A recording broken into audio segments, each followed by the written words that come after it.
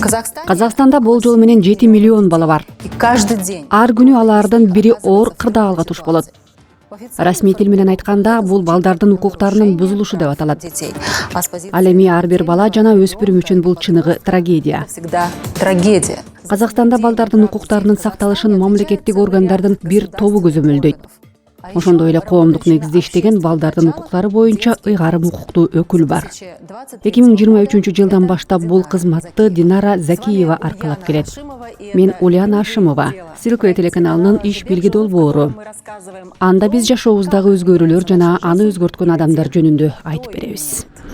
Смотрите сегодня в программе. Күн сайын 1-2 бала суицид жасоого аракет көрөт. Балдарга кыйын кырдаалда ким жана кандайча жардам берет? Кийин мен жеңилдеп калдым. Мен түшүндүм деп жазышты. Демек алар пикир алышууларды алышабы. Башкача айтканда алар тигил тарапта кимдир бирөө бар экендигин түшүнүштүбү. Бул кайсы бир жерде болгонбу? Камкордук органдарынын кызматкерлеринин санын көбөйтүү боюнча өзгөртүүнүн үстүнөн эмне үчүн 1 жыл иштөөгө туура келди. Мисалы Сарагаш районунда 60тан ашык айыл бар. 58 000 бала үчүн бир эле камкордук органынын кызматкери иштейт. Ал айтты, мен ал жакка жетишпейм. 10 айдан кийин гана бара алам деп. Бүгүнкү күндө үй бүлөлүк зомбулук боюнча мыйзамга киргизилген өзгөртүүлөр кандай иштеп жатат? Мисалы өткөн жылы кыйноо боюнча сотко 8 иш жеткен. Быйыл бул көрсөткүч 19га жетти.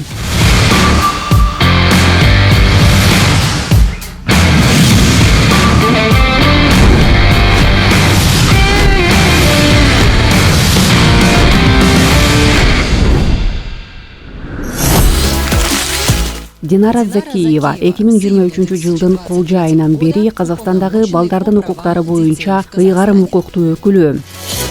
Динара Булатовна, саламатсызбы? Саламатсызбы? Акыры сиз менен жолугушканыбызга абдан кубанычтамын. Билесизби, сиздин брошуңуз жөнүндө сурагым келип жүрдү. Ар дайым жаңы брош тагынасыз. Алар кандайдыр бир мааниге ээби. Анткени аларды сатып алгандай көрүнбөйт.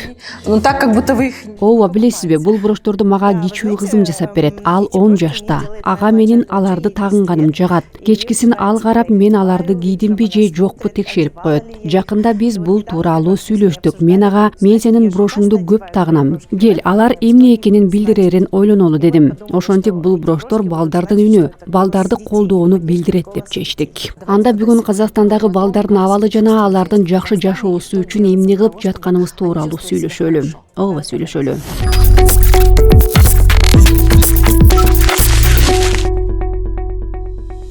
Динара Булатовна, биздин өлкөдө балдардын суициди боюнча маселелер бар. Албетте, бул көйгөй бардык жерде бар. Бирок бизде аны азайтуу үчүн кандайдыр бир системалуу чаралар барбы? Вы знаете, на самом деле, да, проблема суицида. Билесизби, чындыгында тилекке каршы суицид маселеси өлкөдө актуалдуу. Күн сайын 1-2 бала суицид кылат же аны жасоого аракет кылат. Мисалы, быйыл 11 айдын ичинде 165 бала өзүнө кол салган, 387 бала суицидке аракет кылган.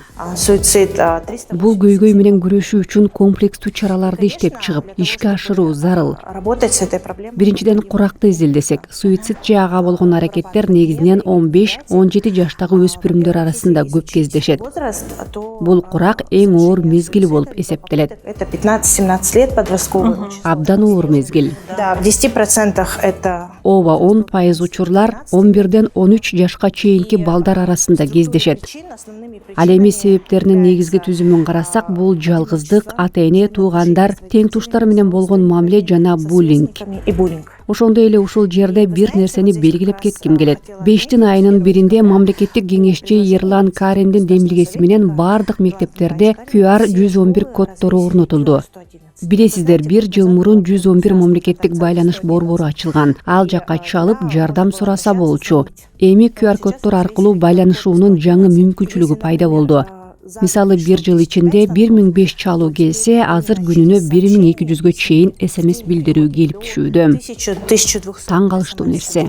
Башкача айтканда, 6 күндүн ичинде 7200 билдирүү келген.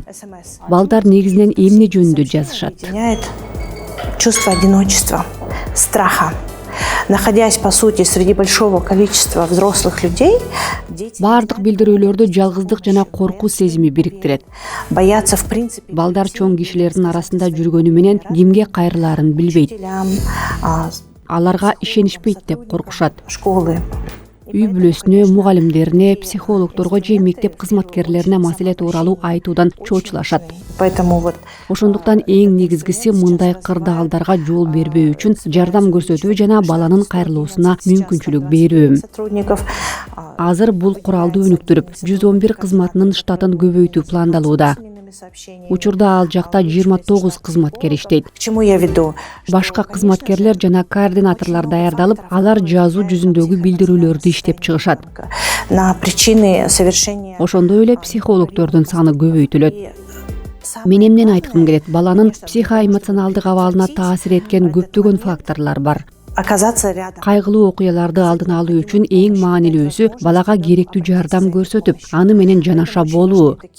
Ошондуктан өз алдынча кайрылуу мүмкүнчүлүгүн берген механизмдер өтө маанилүү. Мисалы, ишеним телефондору, өзгөчө 111 кызматы. Подход для выявления. Мындан тышкары, суицидалдык маанайды, буллингти жана зордук зомбулукту аныктоонун бирдиктүү ыкмасын ишке ашыруу максатында бардык аймактарда психологиялык колдоо борборлору ачылат. В настоящее время Бул эмне үчүн маанилүү? Учурда аймактарда психологиялык кызматтардын иштөө ыкмасы бирдей эмес. где-то психологи, Кээ бир мектептерде психологдор ар башка ыкмаларды колдонушат. в других Башкаларында болсо буллинг, зордук зомбулук же суицидалдык маанайды аныкташканы менен тиешелүү кызматтарга, камкордук органдарына, жаш өспүрүмдөр инспекциясына, саламаттыкты сактоо башкармалыгына кайрылышпайт же балдар менен өз алдынча иш алып барышпайт. не отрабатывают с детьми. Эмне кылуу керектиги боюнча кандайдыр бир көрсөтмө жокпу? делать? Или как? Как раз таки алгоритм в принципе есть, но они Чынында эле алгоритм бар, бирок аны сакташпайт же колдонушпайт. для того, чтобы вот внедрить единый. Ошондуктан психологиялык кызматтардын ишин координациялоо, көзөмөлдөө, сапаттык камсыздоо, методикалык колдоо көрсөтүү жана окутуу максатында психологиялык колдоо борборлору ачылды. Я не могу не спросить, вот этот 1000... Бирок мен муну сурабай кое албайм. Күнүнө миңдеген билдирүү жөнөткөн балдар өз суроолоруна жооп алыштыбы? Свои чаяния. Конечно. Албетте, анткени ал жакта онлайн. Силер ушунча көп кайрылууну иштеп чыктыңарбы? Мисалы, күнүнө орто эсеп менен 50 кайрылууга так жардам керек болуп жатты. Калган кайрылууларда балдар жөн гана сезимдери менен бөлүшүп, жеке маалыматтарын ачпай дагы жазышты. Ооба, мен жеңилдеп калдым, түшүндүм, керек болсо кайра кайрылам деп жооп беришти. Да, мне полегчало, я поняла. Демек алар жооп алышты. Алардын жазганын бирөө окуп укканын түшүнөбү? Где-то это было, да, услышал, где-то это просто было. Ооба, кайсы бир учурда аларды чындап укканын сезишти. Кээ бир учурда бул жөн гана таанышуу болду. Вот было большое. Балдар, силер кандай жардам көрсөтө аласыңар деп сурашты. Бирок арасында чыныгы жардам талап кылган учурлар да көп болду. О том, Мисалы, 2-1 тууган жазды. патронатное воспитание Алар Тараздан, бирок аларды патронаттык үй бүлөгө өткөрүп беришкен. дома и Балдар ал үй бүлөдө зордук зомбулукка кабылып, кайрадан Таразга балдар үйүнө кайтып барууну каалашкан. что им плохо. Дароо 101 кызматкери камкордук органы жана аймактык ыйгарым укуктуу өкүл менен байланышып, бул окуяны карап чыктык. Балдарды ошол замат коопсуз жерге, балдарды колдоо борборуна жайгаштырдык. Перевезли в безопасность. Бүгүн алар Таразга жөнөп кетишти. Оттуда сегодня как раз они уезжают. Бул маалымат тастыкталдыбы? Ооба. Да.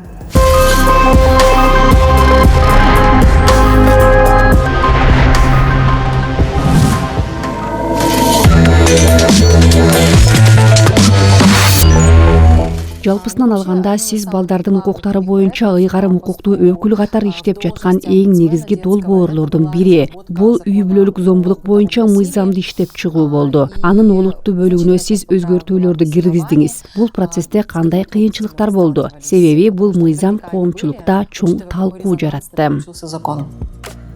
В целом, с июля 2023 года в соответствии с поручением президента Жалпысынан 2023 жылдын теке айынан тарта президенттин тапшырмасына ылайык мамлекеттик кеңешчинин, президенттик администрациянын колдоосу менен биз мамлекеттик органдар менен биргеликте балдардын коопсуздугун камсыз кылуу боюнча мыйзам долбоорун иштеп чыга баштадык.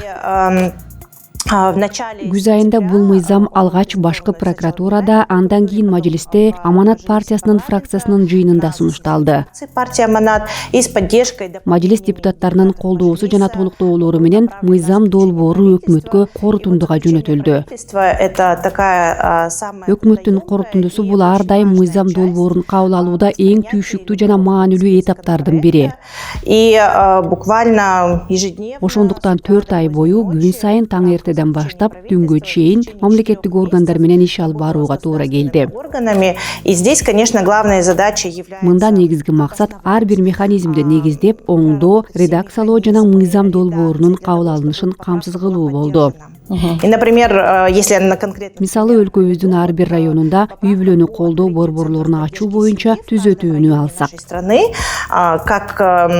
Бул борборлор үй-бүлөлүк зомбулукту алдын алуу, оор жашоо кырдаалында калган үй-бүлөлөргө жана балдардын укуктары бузулган учурда жардам берүү үчүн маанилүү механизм болуп саналат. детей именно является... Бул үчүн мен акимчиликтер менен иш алып барып, борборлорду ачууга жана иштетүүгө каржылык колдоо алуу маселесин чечтим. Получить поддержку по... Андан кийин комплекстүү орган менен биргеликте бул каржылоо механизмин иштеп чыктык. Вот совместно с уполномоченным... Акимчиликтердин колдоосун алгандан кийин каржы министрлиги менен иштер жүргүзүлдү. Механизм финансирования... Мисалы Түркистан облусун алалы. Поддержку уже из акиматов... Бул жерде 2 миллиондой эл жашайт.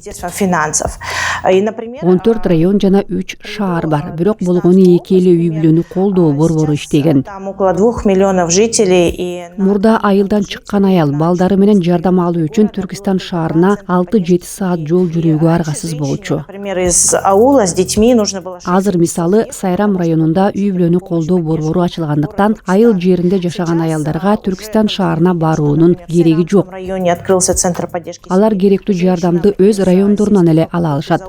Уже нет... Учурда өлкө боюнча 4 үй-бүлөнү колдоо борбору ачылды. Дагы 6 борбор ачуу боюнча иштер жүрүп жатат. районе.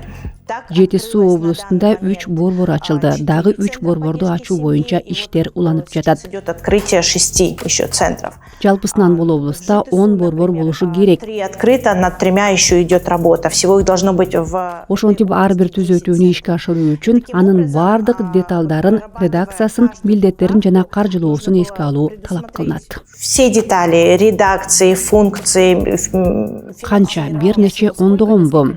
Ооба, жалпысынан 70 түзөтүү киргизилген. Мисалы абдан маанилүү түзөтүүлөрдүн бири агрессорлор менен иштөө жана аларга карата психологиялык иш жүргүзүү боюнча атайын талаптардын киргизилиши болду. Бул маселеде биз саламаттыкты сактоо министрлиги менен иш алып барып, агрессорлор менен иштөө үчүн инфраструктуранын даярдыгын талкууладык. Бул 5690 баштапкы медициналык санитардык жардам көрсөтүү борбору, 79 психикалык саламаттык борбору. Ал жердеги психологдордун жана психотерапевттердин саны, ошондой эле агрессорлор менен иштөө программасы камтылды. Мисалы үй-бүлөлүк зомбулук көрсөткөн агрессорлорду үйдөн чыгаруу боюнча түзөтүүнү карап көрсөк, юстиция министрлиги бул түзөтүүнү колдоду, бирок адам укуктарын сактоо маселесин да эске алуу керек болчу. Ошондуктан агрессорду үйдөн чыгаргандан кийин кайсыл жакка жайгаштыруу маселеси көрсөтүлдү. Бул маселени чечүү үчүн мен эмгек министрлигине кайрылдым. Ал жекшемби күнү болчу. Биз министр менен биргеликте агрессорду кайда жайгаштыруу боюнча талкуу жүргүздүк. Натыйжада аларды социалдык адаптация борборуна, турак жайсыз калган адамдар үчүн реабилитациялык борборго акы төлөө негизинде жайгаштыруу сунушталды. Ушундай деталдуу иш алып баргандан кийин юстиция министрлиги бул норманы кабыл алууга макул болду. Эгерде кылмыш жаза кодексиндеги макалаларды алсак, азаптоо беренесине өзгөчө көңүл бурулду. Мурда бул беренени колдоо кыйын эле. Анткени системалуу түрдө деген термин далилдөө жагынан чоң тоскоолдук жаратчу. Алматы областындагы окуяны алалы. Өгөй ата жана кыздын өз энеси аны зомбулук менен кыйнап, денесине жана жыныстык органдарына күйгүзүүчү заттарды колдонгон. Бирок бул иш боюнча айып азаптоо беренеси боюнча эмес, кыйноо жана катаал мамиле боюнча коюлуп, жаза алдаганча жеңил болуп калган.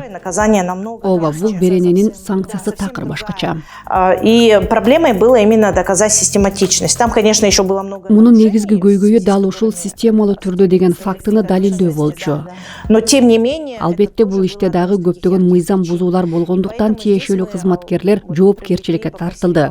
Профессора Барчишвили... Ошентсе да бул учур биздин мыйзамды өзгөртүүгө болгон зарылчылыктын ачык мисалы болду. Редакции сейчас мы видим... Ошондуктан биз профессор Барчишвилиден жардам сурап, аны менен биргеликте бул түзөтүүнү иштеп чыктык. 15 дел. Натыйжада жаңы редакция кабыл алынгандан кийин өзгөртүүлөр байкалды. Практики дает очень хороший... Мисалы өткөн жылы азаптоо беренеси боюнча сотко 8 ишкана жеткен болсо, быйыл бул көрсөткүч 19га жетти. Уголовный кодекс, в административный кодекс, например... Демек мыйзамдын редакциясын өзгөртүү жана укук колдоону практикасынын көйгөйлөрүн эске алуу жазага тартуу механизмдеринин натыйжалуулугун жогорулатат. Уголовный кодекс Ошондой эле менимче эң маанилүү өзгөртүүлөрдүн бири жазык кодексине жана административдик кодекске жаңы беренелердин киргизилиши болду. Но именно Мисалы 16 жашка чейинки балдарга карата сексуалдык мүнөздөгү куугунтуктоо тууралуу берене киргизилди. Буга чейин жазык кодексинде балдардын жыныстык кол тийбестигине каршы кылмыштар боюнча ар кандай беренелер бар болчу. Бирок дал ушул тийүү адепсиз сунуштарды камтыган мүнөздөгү куугунтуктоо эч кандай берене менен камтылган эмес. Ошондуктан мындай кылмыштарды жасаган адамдар жазасыз калып, кээ бир учурларда жөн гана бейбаштык беренеси боюнча жоопко тартылып, кайрадан балдар менен иштеген мекемелерде иштеп кетүү коркунучу жаралган. Өкмөттүк кароодо бул түзөтүү боюнча биз чоң иш алып бардык. Бул маселени так иштеп чыгууга Аластаев Артур Ермекович чоң салым кошту. Бул берене бардык түйүүнү, сексуалдык мүнөздөгү адепсиз сунуштарды камтыган кылмыштарды өз ичине камтыды. Мажлисте бул түзөтүү дагы такталды. Ага интернет аркылуу сексуалдык мүнөздөгү сунуштарды камтыган пункт киргизилди. Албетте биз башынан эле бул мыйзам онлайн жана офлайн сунуштарды камтый тургандыгын түшүнгөнбүз. Бирок бул тактоо да ашыкча болгон жок. Бүгүнкү күндө бул берене боюнча 33 иш катталды. Ошондой эле административдик кодекске буллинг беренеси киргизилди. Учурда бул берененин негизинде 132 иш катталган. Мыйзам акырындап иштей баштады. Алсак үй бүлөлөргө жардам берүү үчүн мобилдик топтор түзүлдү. Алар оор турмуштук кырдаалга кабылган үй бүлөлөрдү аныктап, үй бүлөнү колдоо борборлору аркылуу жардам көрсөтөт. Мисалы, Акмола облусунда өткөн айда 200 үй бүлөгө жардам керектиги аныкталган. Алматы облусунда болсо 890 үй бүлөгө, анын ичинде балдарга жана алардын ата-энелерине жардам көрсөтүү зарылчылыгы болгон. Ошентип мыйзамдар жазык жообуна тартуунун сөзсүз болушун камсыздайт. Ал эми мамлекеттик органдар менен биргеликте биз аймактарды кыдырып жатабыз. Ар бир регионго 7-10 күнгө барып, жеринде иштейбиз. Айыл кыштактарга, райондорго барып мыйзам бузууларды аныктайбыз жана жергиликтүү аткаруучу органдарга алардын кемчиликтерин көрсөтөбүз. Ошентип биз мыйзамда каралган механизмдер кандай иштеши керек экенин жана алардын зарылдыгын көрсөтөбүз. Вот на тот момент, когда это огромная работа была... Ошол чоң иштер бүткөндөн кийин мыйзам долбоору мажлиске келип түшкөндө кандай сезимде болдуңуз? Иш бүттү деп эсептедиңизби же азыр дагы бул мыйзамдын өлкө үчүн маанилүүлүгүн далилдеп, анын дал ушул форматта кабыл алынышынын зарылдыгын түшүндүрүүгө туура келеби? В целом, вы знаете, конечно, принятие этого закона было... Жалпысынан айтканда бул мыйзамды кабыл алуу белгилүү бир каршылыктар жана кыйынчылыктар менен коштолду. Бул жерде мамлекет башчысынын балдар менен аялдардын коопсуздугун камсыз кылууга болгон принципиалдуу позициясы чечүүчү роль ойноду. Ушул позициянын аркасында мыйзам акыры кабыл алынды. Албетте ар кандай этаптарда ар түрдүү кыйынчылыктар болду. Маселен, 3 айында мыйзам долбоору кайрадан мажлиске кайтарылганда, анда кызыктуу талкуулар болгон. Мисалы, балдарга карата зомбулук көрсөткөн адамдар менен элдешүү мүмкүнчүлүгүн жокко чыгарган түзөтүүнү өткөрө алган жокпуз. Бул мага абдан өкүнүчтүү болду. Биз балдарга карата болгон бардык зомбулук учурларында элдешүүнү жокко чыгарууну сунуштадык. Бул сунушту өкмөт толугу менен колдоду. Бирок мажлисте берене боюнча элдешүү мүмкүнчүлүгүн калтырып коюшту. Ошентсе да атайын талаптардын негизинде мыйзамга зомбулук көрсөткөн адамдын жүрүм-турумун көзөмөлдөө механизми киргизилди. Ал боюнча мындай адамдар 1,5 ай бою полиция органдарына барып көзөмөлдөн өтүүгө милдеттүү. Бул сиздин оюңузча компромисстик чечимби? В целом, на тот момент это было решение... Ошол учурда биз маселени толугу менен чечүү мүмкүн болбогондуктан эң оптималдуу чечим ушундай болду. Бирок менимче бул түзөтүүнү кайрадан сунуштоо керек. Внести эту поправку вновь.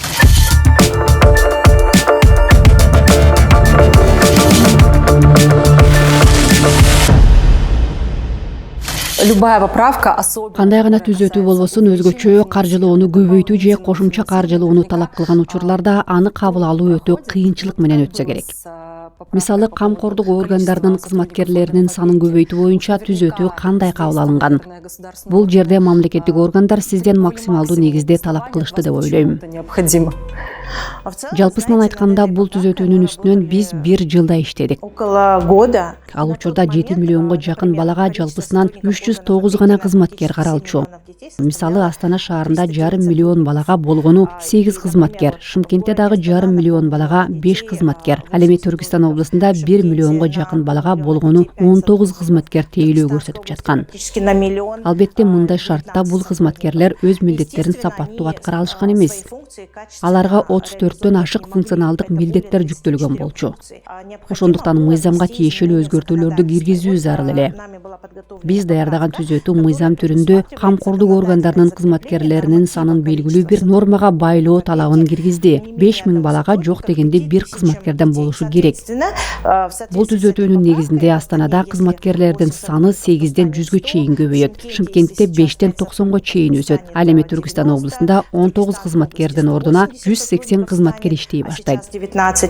Бул жалпы балдардын укугун коргоо системасын түп тамырынан өзгөртүп, аны бекемдөөгө жардам берет.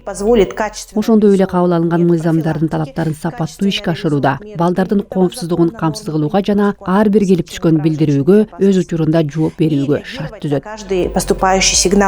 Бул боюнча 1 жыл иштөөгө эмне себеп болду? Биринчиден, албетте каржылык маселелерин иштеп чыгуу жана камкордук органдарынын кызматкерлеринин санын көбөйтүү зарыл болду. Биз бул маселени акимчиликтер менен биргеликте карап чыктык. Алардан кызматкерлердин санын көбөйтүү үчүн бюджет бөлүүгө даяр экендиктери тууралуу тастыктоо алдык. Андан соң аймактар менен бирге кызматкерлердин эмгек акысын 50% жогорулатуу маселесин да талкууладык. Бул сунушту да колдоп беришти. Аларга чоң рахмат. Өкмөттө бул түзөтүү талкууланганда да кыйынчылыктар болду. Редакция бир нече жолу кайтарылып, жаңыланып, биз аны улам-улам өзгөртүп жаттык. Норманы министрликтин буйругу менен бекитүү сунуштары айтылды. Бирок эгерде ал буйрук деңгээлинде гана калса, анда камкордук органдарынын кызматкерлеринин санын тез арада көбөйтүү мүмкүн болмок эмес. Биз түшүндүрүп жаттык. Бул маселени чечүүнүн бирден бир эффективдүү жолу аны мыйзам деңгээлинде бекитүү. Анткени убакытты жоготпостон алдын алуу чараларын натыйжалуу ишке ашырып, бүгүн жардамга муктаж балдарды коргоо үчүн тез аракет кылуу зарыл болчу. Азыр биз бул түзөтүүнү талкуулап жаткан убакта кайсыл бир жерде жардамга муктаж бала бар. Менимче бул эң күчтүү аргумент. Да, вот в принципе мы так и обсуждали, что пока мы здесь сегодня решаем обсуждаем. Ооба, биз да ушундай талкуулаганбыз. Ждет помощи. Биз бул маселени чечип жаткан арада кайсы бир бала жардам күтүп жатат, бирок ага бул жардам жетпей калышы мүмкүн. Результаты. Мисалы мен далил катары Түркистан облусунда, Актөбө облусунда, Жети сууда мектептерде өткөрүлгөн жашыруун сурамжылоонун жыйынтыктарын көрсөттүм. Когда дети Анда балдар өздөрүн сабап, кордук көргөнүн жазып чыгышкан. подвергаются буллингу. Мындай учурларда мектеп психологдору камкордук органдарына кабарлап, тийиштүү кызматкерлер окуяны иликтеп, жерине барып керектүү жардам көрсөтүүнү камсыз кылышы керек. На место. Бирок маселен Сарыагаш районунда 60тан ашык айыл бар. Но Ал эми 58 000 балага болгону бир эле кызматкер каралган. и на 58 тысяч детей. Бул кызматкер сурамжылоонун жыйынтыктарын көргөндө мен бул жерге жетүүгө убактым жетпейт. Эң эрте дегенде 10 айдан кийин гана бара алам. В сельской местности он сказал, я не успею. Менде кезек чоң деп жооп берген. Месяцев могу, у меня Бул жөн эле мүмкүн эмес. просто невозможно. 10 месяцев? 10 ай? Да. А соответственно через 10 Ооба, ал эми 10 айдан кийин ал жардам мындан ары кереги жок болуп калышы мүмкүн. Биз мисалы өз жанын кыюуга аракет кылган балдардын сурамжылоолорун карап чыктык. Алар анкета аркылуу жардам сурашкан, сүрөт тартып белгини билдиришкен. Чындыгында бул анкета, бул сүрөттөр жардам сураган ачуу кыйкырык, бирок эч ким жооп берген эмес. Жооп берчү эч ким болгон эмес. Да, и поэтому Ооба, жооп берчү эч ким болгон эмес. Ошондуктан сиз айткандай убакыт такыр жок, аны жоготууга болбойт. Ошондуктан бул түзөтүү кабыл алынары менен биз аймактарда камкордук органдарынын кызматкерлеринин санын көбөйтүү боюнча ишти баштайбыз. Учурда ар бир аймак менен иштеп, бюджетке каражат киргизүүнү камсыз кылып жатабыз.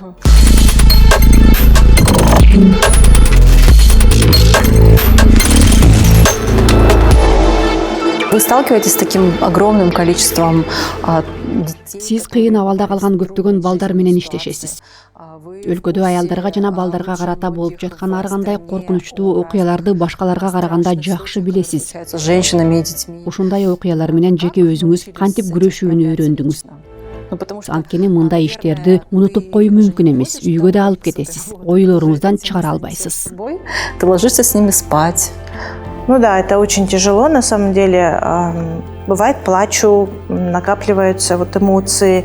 Ооба, чындыгында бул өтө оор. В этой ситуации помочь. Кээде көз жашыма ээ боло албайм. Когда с ребенком все произошло, теперь Айрыкча бир жагдайда жардам берүү кыйын же мүмкүн эместигин көргөндө. чтобы наказать виновного. Эгерде балагордук көрүп бизге кеч кабар түшсө, анда жалгыз эле кылмышкерди жазалоо жана баланы колдоо иштери менен гана чектелебиз. Да, ты понимаешь, что ты это не можешь Бирок ал бала башынан өткөргөн коркунучтуу окуяларды жокко чыгара албайбыз. от того, что пережил ребенок.